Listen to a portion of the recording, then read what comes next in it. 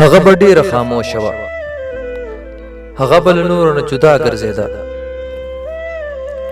د هغې به خوراک ته زړه نه کېدو. هغې به لږ خوراک کاوه او ځکه به یې کاوه چې ژوندی پاته سي. کله به یې په سترګو کې نم و، کله به یې وړې وړې سلګۍ وهلې. د هغې په سندرو کې به داسې درد و چې سړی به بې اختیاره په ژړا سو. د هغې سترګو به داسې اوښکې ورولې لکه د ساوان په موسم کې چې بارانونه راورېږي. دا د قیصاغر یوه غرڅنۍ وه چې یو ښکاري ورله 2 بچي وژلي وو او د هغې د زړه کور یې په کنډر بدل کړی و.